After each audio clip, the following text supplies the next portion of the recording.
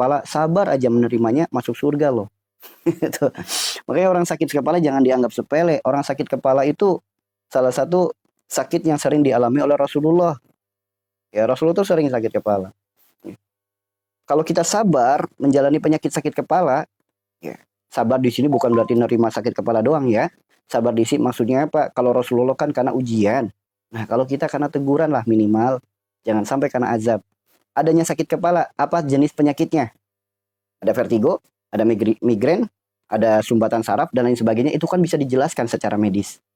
Ketika itu terjadi pada diri kita, nggak ada yang kebetulan. Kepala itu wilayah mana? Di atas leher. Teman-teman yang udah lama ikut di sini, paham ya? Batas hidup, batas manusia itu leher. Leher ke atas disebut dunia, leher ke bawah disebut akhirat. Segala apapun penyakit dari leher ke atas, penyakit yang disebabkan karena perkara urusan dunia. Perkara urusan dunia itu apa? Keinginan, harapan, angan-angan, kecintaan, ketakutan, kekhawatiran, kecemasan dunia yang berlebih. Itu penyebab sakit kepala. Ya. Dari situ ya teman-teman ya, leher ke atas disebut wilayah dunia. Nah nanti sakit kepalanya bagian mana nih? Bagian depan, bagian belakang, bagian kanan, bagian kiri. Jika bagian kanan hablum minanas, jika bagian kiri hablum minallah. Jika sakit kepala atau migrainnya sebelah kanan, itu keinginan, harapan, angan dunia-dunia yang berlebih yang berhubungan dengan manusia. Contohnya apa? Kecintaan atau memikirkan pasangan berlebih. Khawatir kondisi orang tua berlebih, khawatir kondisi anak berlebih, sok migrainnya sebelah kanan. Ya, migrainnya sebelah kanan. Kemudian kalau khawatirnya berlebih kepada harta, besok uang dari mana, besok debt collector datang, besok jadwalnya angsuran, besok jadwalnya cicilan, sok nanti migrainnya sebelah kiri. Tuh. Jadi kisahnya apa, masalahnya apa, efeknya ke tubuh pun berbeda-beda, tergantung permasalahannya. Karena tubuh manusia itu hebat, sakti teman-teman. Tubuh manusia itu sebelum adanya ilmu medis, tubuh kita itu sebagai alat diagnosa. Dari mana datangnya penyakit? Ya, dari mana datangnya penyakit itu dengan kita melihat alam dalam tubuh kita. Disebutnya bagian-bagian tubuh. Caranya bagaimana? Allah titipkan garis-garis supaya mengetahui ini namanya tangan, ini namanya jari, ini namanya telapak tangan. Kenapa? Ada batas-batasnya masing-masing. Bahkan jika kita hitung garis dari ujung kepala sampai ujung kaki, jumlahnya ada 114 garis. Maka nggak ada kebetulan garis dalam tubuh. Bahkan garis dalam tubuh itu, kalau kita sentuh di garis itu sebagai perantara sembuh berbagai macam penyakit. Contoh, Allah titipkan telunjuk kita. Di mana telunjuk yang sering kita pakai untuk bersyahadat, kita sentuh di garis tubuh kita, akan menjadi perantara penyakit apapun itu. Contoh, teman-teman yang sering sakit kepala, sering kelayangan, kemudian sering pusing, migrain, vertigo, dan lain sebagainya. Sok, di sini ada garis. Ini rambut, ini kulit. Kita sentuh aja di sini dengan jari telunjuk kita. Ikuti saja garisnya. Tekan depan telinga, rapatkan. Ucapkan innalillahi wa inna ilaihi rajiun, tarik. Seketika kepala kita, pundak, punggung kita langsung hangat, enteng. Sok, buktikan teman-teman. Jadi jangan dianggap sepele garis-garis dalam tubuh kita ini. Ini adalah diagnosa sebelum adanya ilmu medis. Ya. Jadi dalam sebuah kitab pengobatan itu, saat itu hancurnya Utsmani itu, kitab pengobatan itu dicuri oleh orang barat. Sehingga orang barat menemukan ilmu yang namanya ilmu medis. Padahal ilmu itu bersumber dari ulama-ulama kita terdahulu. Nah, makanya orang-orang medis kalau mau mengetahui sebuah penyakit, dicek kelopak matanya, dicek langit-langit mulutnya, lidahnya, dicek denyut nadinya. Namun ada satu kitab yang belum mereka miliki, yaitu mendiagnosa dengan alam tubuh manusia. Karena ini ranahnya adalah ranah spiritual, maka dianggap mereka tidak penting, tidak dipelajari. Padahal ini yang paling utama. So, teman-teman, buktikan bersama jari telunjuk yang sering kita pakai untuk bersyahadat, kita tempelkan di garis antara rambut dan kulit. Ikuti saja garisnya. Tekan di sini, ucapkan innalillahi wa inna ilaihi rajiun, tarik. Seketika langsung enteng kepalanya, enteng badannya. Sok, buktikan. Buktikan. Udah dibuktikan belum? Silakan yang mau kerja, bismillah, Allah berkahi semuanya. Buktikan dulu teman-teman. Buktikan dulu. Barakallah, barakallah. Udah dibuktikan belum? Udah? Langsung enteng gak kepalanya? Langsung sendawa? Langsung hangat nggak badannya? Langsung. Makanya Pak, jangan dianggap sepele setiap perbatasan antara bagian tubuh satu dan bagian tubuh yang lain. Wilayah yang satu dan wilayah yang lain. Secara dunia terapi itu namanya titik terapi, titik sendi, titik saraf. Tuh teman-teman. Ya, makanya dahsyat tubuh manusia kalau kita mau mempelajari itu dahsyatnya luar biasa. Dahsyatnya luar biasa. So, ada sakit di mana lagi? Ya, kalau ada sakit di mana lagi? Kalau gagal ginjal, pijat yang mana Ustadz? Gini teman-teman. Ginjal itu berkaitan dengan apa? Berkaitan dengan organ perut. Segala perut, di perut kan ada garis tuh, lipatan-lipatan perut. Nah, dengan jari telunjuk kita usapkan pelan-pelan kayak gini aja. Sambil apa? Sambil perbanyak istighfar. Sebagaimana istighfarnya Nabi Yunus. Kenapa istighfarnya Nabi Yunus? Nabi Yunus berada dalam perut ikan. Penyebabnya apa? Semua kisah Nabi Yunus yang menyebabkan Nabi Yunus dalam perut ikan, kisah itu sama persis dengan semua orang yang memiliki penyakit yang ada di perut. Baik asam lambung, usus buntu, batu empedu, batu ginjal, gagal ginjal, radang usus, dan lain sebagainya. Semua penyakit yang ada di perut, penyebabnya sama persis dengan kisah Nabi Yunus dalam Al-Quran. Sama persis. Nah, jalan keluarnya apa? Nabi Yunus beristighfar. Apa istighfarnya? La ilaha illa anta subhanaka inni kuntu minaz zalimin. Makanya sambil diusap-usap kayak gini nih garis-garisnya. La ilaha illa anta subhanaka inni kuntu minaz zalimin. Mohon ampun kepada Allah karena telah zalim pada diri sendiri. Kemudian introspeksi. Kezaliman apa yang pernah dilakukan? Orang gagal ginjal, orang yang punya masalah pada ginjal. Sifat ginjal itu apa? Menyaring. Orang yang kurang pandai ketika menerima apa yang dia dengar. Orang yang kurang pandai menyikapi dengan apa yang dia lihat. Sehingga Pak sulit mendapatkan masukan. Semua dianggapnya salah. Sehingga Pak orangnya sering menahan amarah. Sok ginjalnya bermasalah. Orang yang sering menahan amarah, sok ginjalnya bermasalah. Dari mana dia sulit menahan amarah? Apa yang ia dengar, apa yang ia lihat, dia tidak pandai menyaring. Sehingga apa? Dia bersikukuh dengan pendiriannya sendiri. Meskipun di jalan yang salah, dia tetap ngeyel. Saya yang paling benar. Seperti itu nggak teman-teman? Itu seperti itu teman-teman. Jadi segala penyakit yang terjadi pada diri kita itu buah daripada sifat perilaku perbuatan kita sendiri. Sifat perilaku perbuatan kita sendiri. Ya. Dan dari mana cara kita mengetahuinya? Dari mana cara kita mengetahuinya? Ya dengan kita mengenali alam dalam tubuh kita sebagaimana yang ditulis dalam kitab pengobatan yang paling tua. Salah satunya kitab Asy-Syifa. Siapa yang penulisnya? Ibnu Sina, bapaknya kedokteran. Tuh, salah satu penulisnya. Kemudian ditulis lagi kitab itu. Siapa yang menulisnya? Ibnu Qayyim Al-Jauziyah. Dalam kitab-kitabnya yang sangat luar biasa. Ada Tibul Qulub, kemudian ada Tibun Nabawi, dan lain sebagainya. Itu teman-teman, indahnya Islam mengajarkan kepada diri kita. Jadi kalau ada orang dikasih tahu penyebab penyakitnya gara-gara sifat perilaku perbuatan ini kok ngeyel, patut dipertanyakan. Apa pedoman hidupnya? Tuh teman-teman. Ya. Gatal, mana yang harus diterapi? Gatal itu bukan diterapi. Gatal itu harus diperbaiki. Karena orang yang terkena penyakit gatal, gatal itu wilayah kulit. Gatal itu ada dua. Gatal di luar kulit dan gatal di dalam kulit. Barokallah. Gatal di luar kulit itu apa? Kurang pandainya kita dalam menjaga kebersihan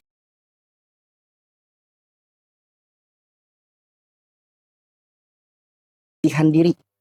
Mungkin karena faktor lingkungan yang kurang bersih. Mungkin karena faktor handuk yang nggak pernah dicuci, nggak pernah dijemur. Mungkin karena faktor sabun satu dipakai untuk semua dan lain sebagainya. Itu kalau gatalnya di luar kulit. Nah, sedangkan gatal kebanyakan munculnya dari dalam kulit. Gatal itu berkaitan dengan darah. Darah berkaitan dengan sifat. Sifat apa yang menyebabkan penyakit gatal? Disebutkan dalam kitab Thariqus Syifa. Penyebab penyakit gatal tabiatnya adalah tabiat binatang. Sebagaimana apa? Sebagaimana kera. Lihat kera. Monyet. Hobinya apa? Garuk-garuk. Apa sifatnya monyet? Serakah.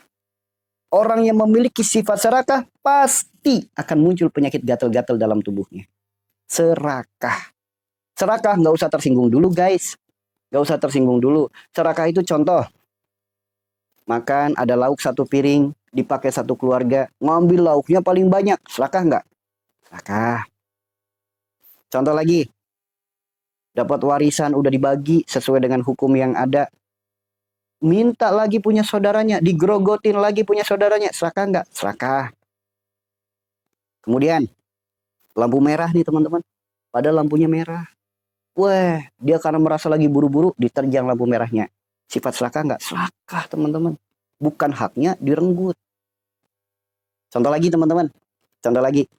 Sifat serakah itu, contoh lagi. Semisal, hari ini sudah dikasih rizki sama Allah 100 ribu. Dia kurang bersyukur. Ngeluh mulu, merasa nggak cukup. Serakah nggak? Serakah. So, orang yang memiliki sifat serakah akan muncul gatal-gatal dalam tubuh. Ya. Apalagi kalau keserakahannya menyakiti orang lain. Belum minta maaf akan kesalahan itu, orangnya udah meninggal. Sok akan menjadi penyakit gatal turun-temurun. Salah satunya eksim. Ya. Akan menjadi penyakit gatal turun-temurun. Adanya keserakahan yang kita lakukan kepada orang lain, membuat orang itu sakit hati. Kita belum minta maaf, orangnya sudah dipanggil dulu sama Allah. Sok akan menjadi penyakit gatal turun-temurun. Bapaknya punya penyakit gatal seperti ini, anaknya punya penyakit gatal yang sama, cucunya punya penyakit gatal yang sama.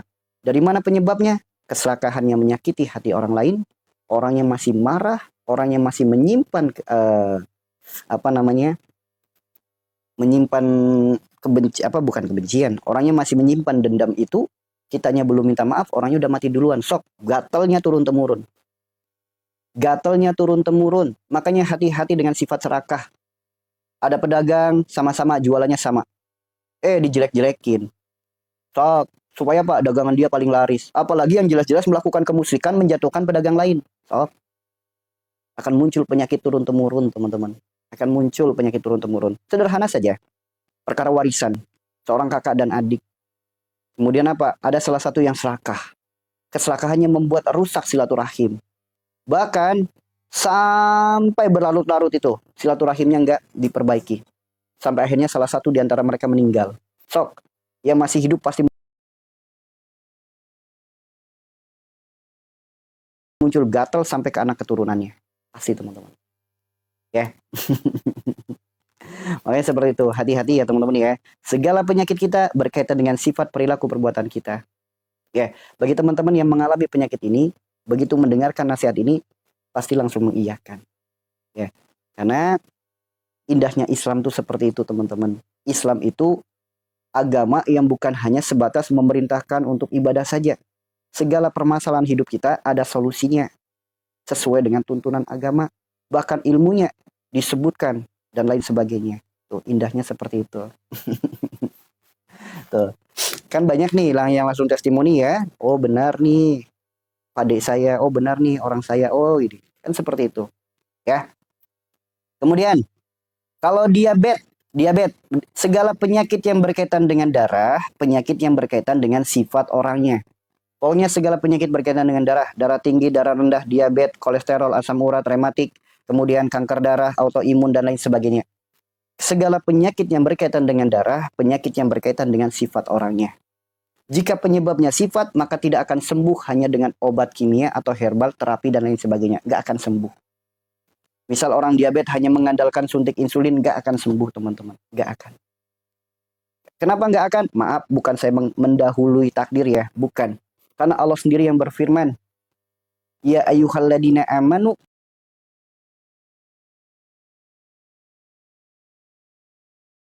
tubu Ya ayyuhalladzina amanu tubu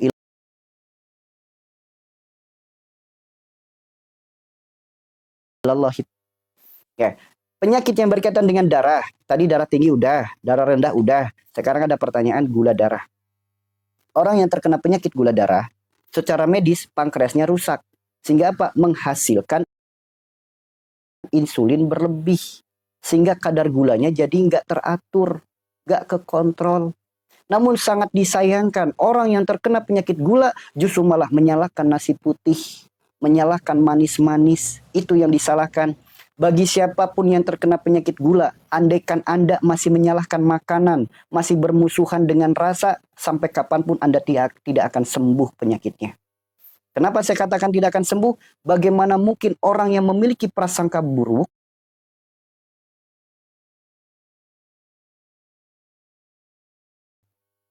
bagaimana mungkin orang yang memiliki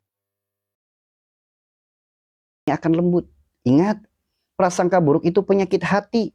Hati satu-satunya alat komunikasi kita dengan Allah. Hati perantara hubungan kita dengan Allah. Ya, orang kalau hatinya tertutup, bagaimana mungkin doanya akan tembus? Tuh ya. Seperti itu, paham teman-teman? Nah, bagi teman-teman yang terkena penyakit diabetes, jika pengen sembuh, perbaiki sifatnya. Jangan salahkan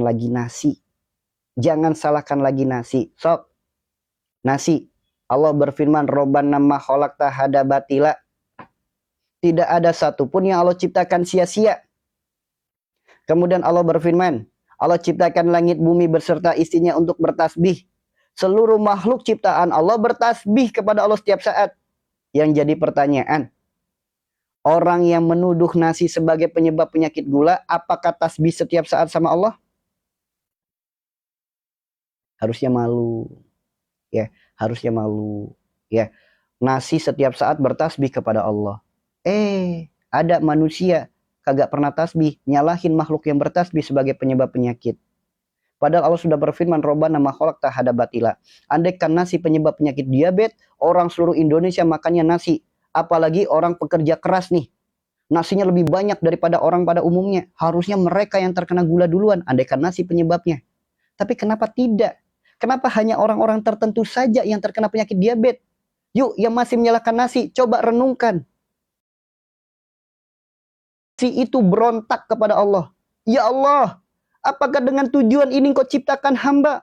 Engkau ciptakan hamba sebagai sebutir beras. Engkau jadikan nasi. Dengan nasi ini Engkau perintahkan hamba untuk bertasbih. Hamba malah dituduh sebagai penyebab penyakit diabetes oleh manusia. Apakah dengan tujuan ini Engkau ciptakan hamba? Hamba hanya sebagai bahan tuduhan bagi mereka-mereka yang terkena penyakit diabetes. Sok. Andaikan nasi berontak seperti itu kepada Allah. Mereka diciptakan untuk diambil manfaatnya. Gak ada yang sia-sia. Bahkan mereka diciptakan untuk apa? Bertasbih setiap saat. Ada manusia yang hobinya nyalahin nasi sebagai penyebab penyakit diabetes. So, andaikan nasi memohon seperti itu kepada Allah. Nasi itu ada ruhnya. Nasi itu makhluk hidup, bukan makhluk mati. Bisa dibuktikan secara medis pakai alat khusus, mikroskop, bisa ketahuan. Di situ ada kandungannya karbohidrat dan lain sebagainya. Itu semua makhluk Allah, teman-teman. Ya. Lantas dari mana datangnya penyakit diabetes? Diabetes disebabkan karena apa? Disebutnya penyakit gula. Gula memiliki rasa yang manis. Darah itu sifat manis yang menjadi masalah. Perkara apa itu? Orang yang senantiasa mulutnya manis namun tidak sesuai dengan kenyataan. Janji-janji manis, PHP, buayan, kebohongan, sok diabetes penyakitnya. Mohon maaf ya, di sini saya bukan untuk justifikasi sebuah profesi, bukan. Yuk, renungkan teman-teman. Kenapa kebanyakan orang yang terkena penyakit diabetes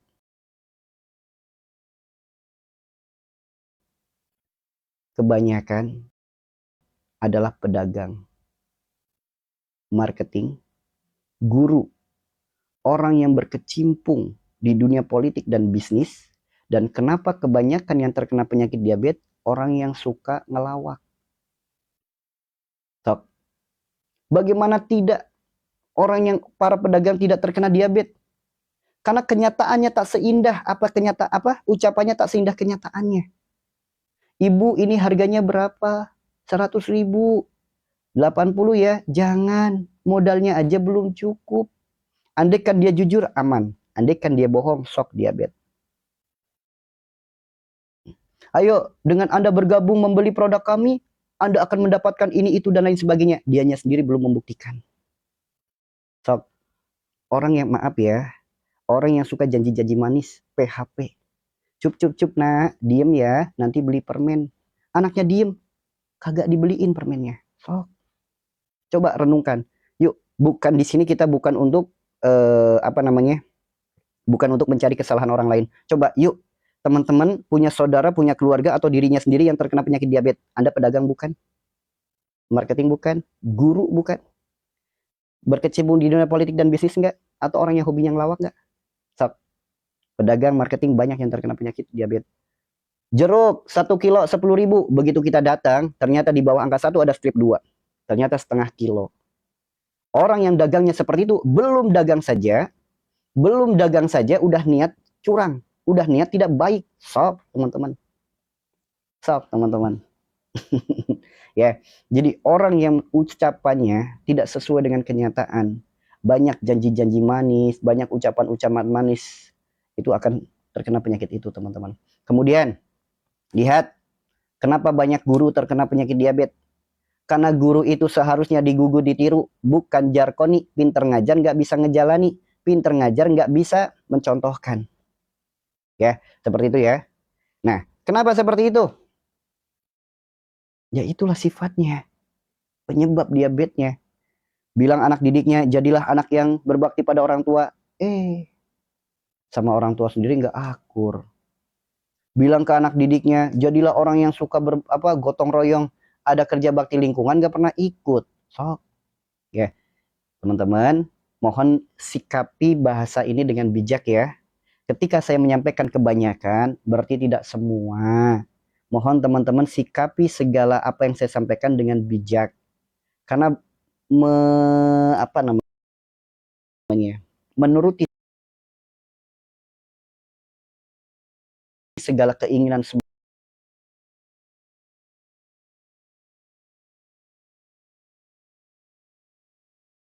manusia tidak akan mungkin bisa. Nah, tugas kita adalah bagaimana caranya kita menyikapi dengan bijak. Saya selalu menyampaikan, tidak semua. Kan ada bahasa kebanyakan. Ada bahasa kebanyakan, berarti tidak semua. Makanya di awal saya mohon maaf teman-teman, di sini saya bukan justifikasi sebuah profesi, gitu ya. Jadi mohon sikapi dengan bijak dan mohon maaf jika teman-teman tersinggung. Mohon maaf ya. Ya memang di room ini adalah room untuk di roasting. Room untuk dikorek, kita sama-sama belajar mengorek diri sampai kesalahan-kesalahan paling mendasar. Seperti itu ya teman-teman ya. Nah, lihat. Kalau orang yang dunia politik, dunia bisnis nggak usah dibahas ya. Kenapa banyak pelawak, orang yang hobinya ngelucu, terkena penyakit diabetes? Ya, karena banyak berbohong. Ya, karena banyak berbohong. So, kita lihat, maaf, kita lihat aja. Dari zaman Sri Mulat sampai detik ini, pelawak-pelawak yang muncul di layar televisi, yang sekarang udah nggak lagi muncul di TV, apa kondisinya sekarang? Diabetes. Apa kondisinya? Diabetes. Itulah penyebabnya. Ya, ucapan-ucapan yang tidak sesuai dengan kenyataan, janji-janji manis, ngebuai, sering ngejanjiin orang, sering berbohong. Yang paling sederhana saja, cup nak, diem ya, nanti beli mainan. Sok teman-teman. Hal yang paling sederhana seperti itu saja, itu bisa menjadi perantara diabetes. Ya, karena apa? Ini penyakit sifat, penyakit perilaku, penyakit perbuatan. Dari sifat perilaku perbuatan ini adalah penyakit ruhani. Di mana dari penyakit ruhani ini akan berdampak buruk pada alam jasmani. Organ tubuhnya jadi bermasalah. Salah satu organ tubuh yang bermasalah pankreas. Siapa yang mengizinkan pankreasnya rusak? Allah yang mengizinkan. Kalau Allah nggak ngizinin rusak, nggak bakalan rusak. Kenapa diizinkan? Karena boleh jadi lewat teguran, lewat perantara penyakit, kita sadar akan kesalahan, kita sadar akan dosa. Udah dikasih sakit masih nggak sadar, maka akan datang penyakit baru. Masih belum sadar, akan datang musibah baru. Makin belum sadar, akan datang azab. Tuh ya. Jadi ditegur pelan-pelan, masih nggak sadar-sadar. Ya, seperti itu ya teman-teman ya. Ya, makanya seperti itu diabetes. Nah, kita bukan hanya bicara tentang dari mana penyebabnya. Islam itu indah, mengajarkan pula solusinya. Bagaimana jalan sembuh terbaik bagi orang-orang terkena penyakit diabetes. Selain daripada bertobat memohon ampun kepada Allah, dia berjanji untuk rubah sifatnya. Kemudian, lakukan ikhtiar. Apa ikhtiarnya? Sebaik-baik ikhtiar untuk orang yang terkena penyakit diabetes, sebaik-baik ikhtiar adalah rajin berpuasa. Kenapa? Karena puasa, ketika kita berpuasa, organ tubuh kita istirahat bekerja. Mereka memperbaiki dirinya. Mengeluarkan kotoran dan penyakit secara medis namanya detox. Sehingga orang ketika berpuasa, aroma mulutnya bau. Dan terbukti orang diabetes puasa, gula darahnya turun. Yuk, Anda yang terkena penyakit diabetes, ketika puasa gula darahnya langsung turun drastis nggak? Turun drastis. Maka berpuasa. Ada nggak ikhtiar lain yang bisa dilakukan? Ada. Ikhtiar apa yang bisa dilakukan? Dalam kitab Tibun Nabawi, 1. Rasulullah bersabda semua penyakit ada obatnya dan sebaik-baik pengobatan adalah hijamah. Apa itu hijamah? Berbekam. Sifat perilaku perbuatannya diperbaiki, tobatnya dikedepankan, ikhtiarnya sesuai tuntunan Nabi. Insya Allah ikhtiar terbaik. Emang ada teman-teman? Solusi nasihat petunjuk obat yang lebih baik dari Al-Quran dan Sunnah ada nggak teman-teman? Ada nggak? Solusi petunjuk nasihat obat yang lebih baik dari Al-Quran dan Sunnah ada nggak teman-teman? Ada nggak? Solusi nasihat petunjuk obat yang lebih baik dari Al-Quran dan Sunnah ada nggak? Nggak ada kan? Jika dalam Al-Quran sudah disebutkan, jika dalam tuntunan Sunnah Nabi kita sudah diajarkan, kenapa masih mencari yang lain? Kenapa masih mencari yang lain? Masih sibuk mencari ke sana kemari. Wah, padahal udah ada yang terbaik Al-Quran dan Sunnah. Kenapa masih mencari yang lain? Karena sudah terkena fitnah Dajjal. Orang yang tidak percaya lagi dengan Al-Quran dan Sunnah itu adalah orang yang sudah terkena fitnah Dajjal. Itulah pesan daripada Rasulullah. Perbanyaklah doa, wahai kaumku. Doa untuk apa? Terhindar dari fitnah Dajjal laknatullah alaih. Apa fitnahnya Dajjal? Dajjal akan datang membawa gunung emasnya. Datang akan turun, Dajjal akan turun. Tangan kanan dan tangan kirinya mengeluarkan air dan api. Seakan-akan sakti teman-teman.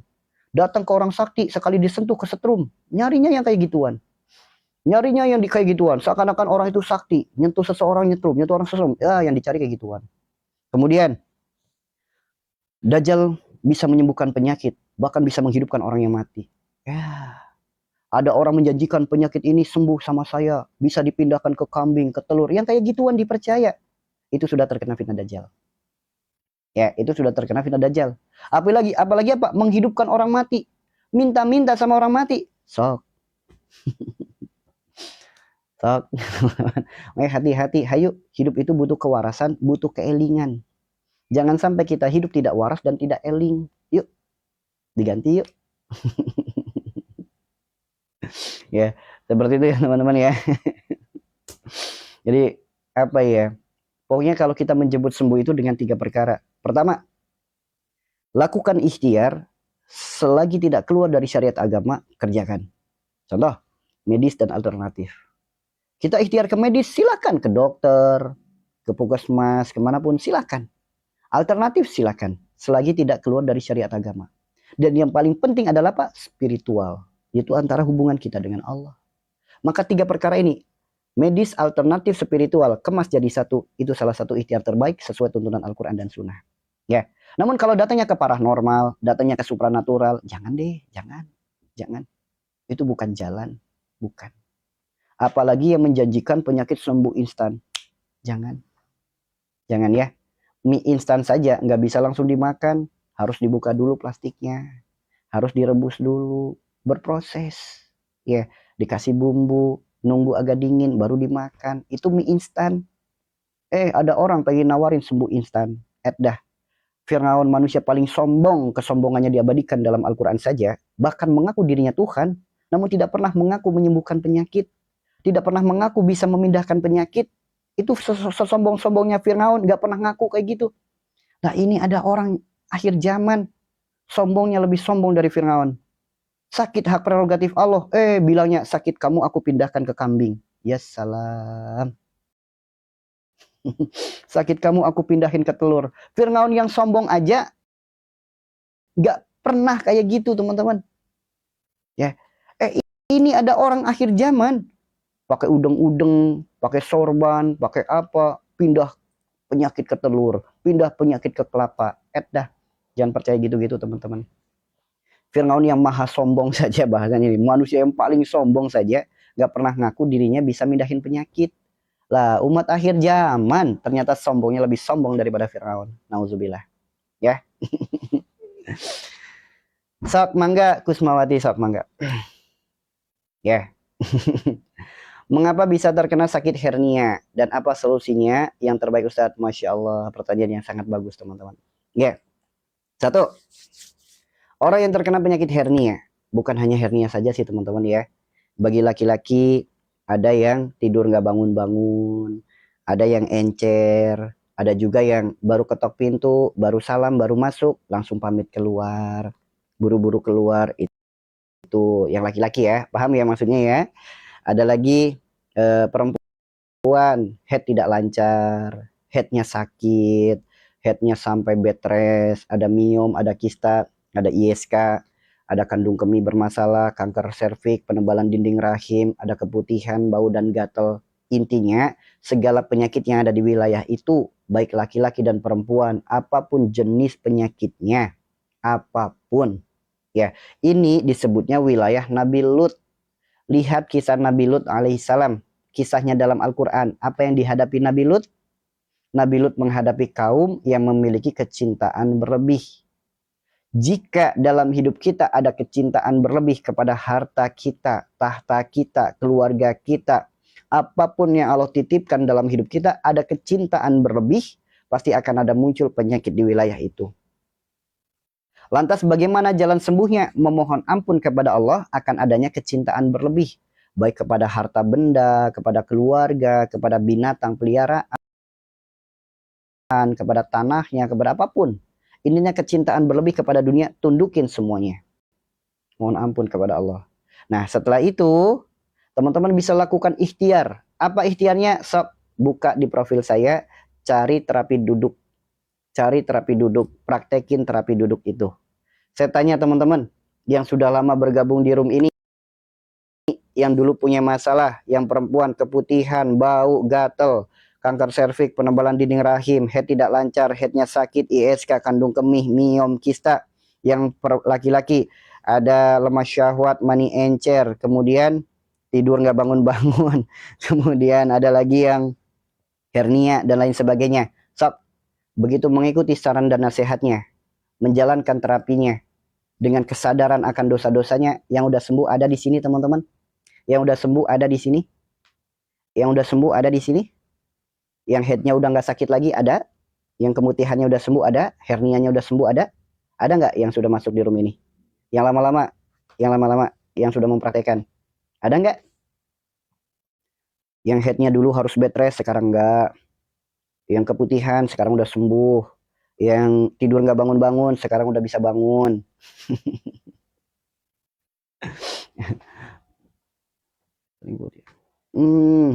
Banyak ya. Alhamdulillah.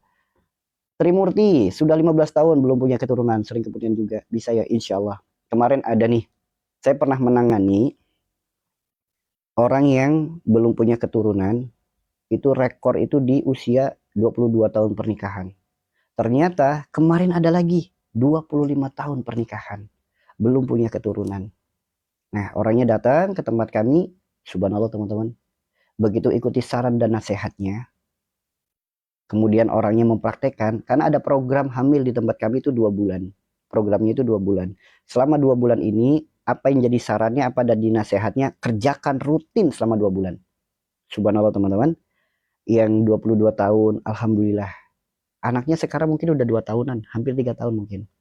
Dan kemarin itu yang, kalau yang 3 tahun, 5 tahun kan banyak banget ya. Yang kemarin nih, rekor 25 tahun yang pernah saya tangani. Udah 25 tahun usia pernikahan, belum dapat keturunan. Di mana si perempuannya usia 48, 49, hampir 50. Tuh. Alhamdulillah teman-teman, hanya ketemu 1 kali. Kemudian ikuti saran dan nasihatnya, ia praktekkan istiqomah setiap hari, kerjasama dengan baik. Alhamdulillah teman-teman, dapat keturunan dari Allah. Ya, dapat keturunan. Karena apa? Allah itu tidak menciptakan manusia mandul. Tidak ada. Karena Allah Maha Adil. Andai kan ada manusia yang mandul, berarti sifat adil Allah di mana? Namun disebutkan dalam Al-Quran kisah Nabi. Ingat, segala kisah dalam Al-Quran itu sebagai ujian para Nabi dan ilmu untuk kita. Lihat kisah Nabi tentang keturunan. Nabi siapa? Nabi Zakaria. Siapa nama nabinya? Zakaria. Ulangi lagi, siapa nama nabinya? Zakar. So. Kisahnya apa dalam Al-Quran? Baca kisahnya. Ilmunya apa? Pelajari. Saran dan nasihatnya apa? Ikuti. Sok, teman-teman. Sok. Ya. Jadi nggak ada manusia mandul itu, nggak ada teman-teman. Nggak ada. Nggak ada. Allah Maha Adil. Kalau Allah menciptakan manusia mandul, Di mana keadilan Allah? Gak ada. Ya, Allah tidak akan merubah suatu kaum sebelum ia merubah dirinya sendiri. Kalau dia nggak mau berubah, ya bagaimana akan berhasil? Ya, makanya kisah dalam Al-Quran tentang keturunan dikisahkan oleh siapa? Nabi Zakaria. Siapa nama nabinya? Zakaria. Nama nabinya siapa? Zakaria. Tuh. Ya, jadi seperti itu ya. Nah, insya Allah nanti ada ya room khusus untuk membahas tentang promil.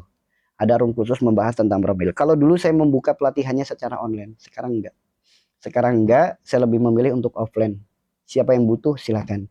Karena secara online banyak hal-hal yang justru malah setelahnya jadi hal-hal kurang baik. Karena ini butuh kerjasama, bukan saya yang butuh. Bukan saya yang butuh. Ini tuh butuh kerjasama antara Anda dan pasangan Anda. Ketika istrinya yakin nih dengan ikhtiar ini, suaminya nggak yakin. Akhirnya muncul fitnah-fitnah. Nah, saya nggak mau akan hal itu. Makanya siapa yang butuh, silakan bisa datang sendiri. Kalau ilmunya sih saya nggak pernah pelit teman-teman, nggak pernah berbayar. Bahkan sampai ada dulu tuh, Ustadz, tolong jangan tipu istri saya ya. Saya sudah ikhtiar sampai 20 juta, nggak ada hasil. Apalagi lewat situ yang gratis. Tuh, sampai pernah digituin teman-teman. Oleh salah seorang suami yang tidak terima istrinya mengikuti nasihat-nasihat dari room ini. Tuh, sampai akhirnya ya udah, berarti ada kemudorotan nih secara online. Maka saya putuskan tidak ada lagi pelatihan online, hanya offline saja, khusus untuk promil ya. Khusus untuk promil tidak ada pelatihan online lagi, hanya khusus untuk offline saja. Bagi siapa yang butuh silakan ya. Itu seperti itu.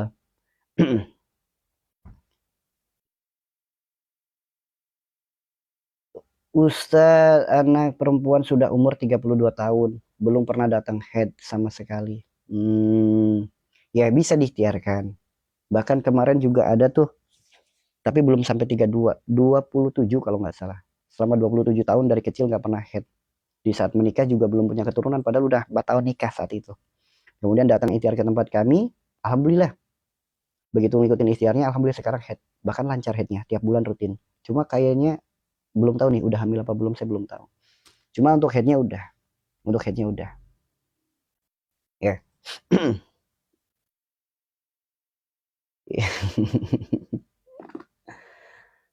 Tanda-tanda terkena ain seperti apa? Banyak sekali teman-teman. Ini mati lampu kali ya. Tanda-tanda terkena penyakit ain itu banyak banget. Salah satunya penyakit yang pindah-pindah. Teman-teman pengen tahu ciri-ciri terkena penyakit ain? Yuk, bisa dicek loh. Bisa dicek dengan jari telunjuk kita. Mau tahu nggak caranya? Ciri-ciri orang yang terkena penyakit ain? Ya, gak usah ciri-ciri deh. Udah akui aja kita semua itu terkena penyakit ain. Termasuk saya, ya.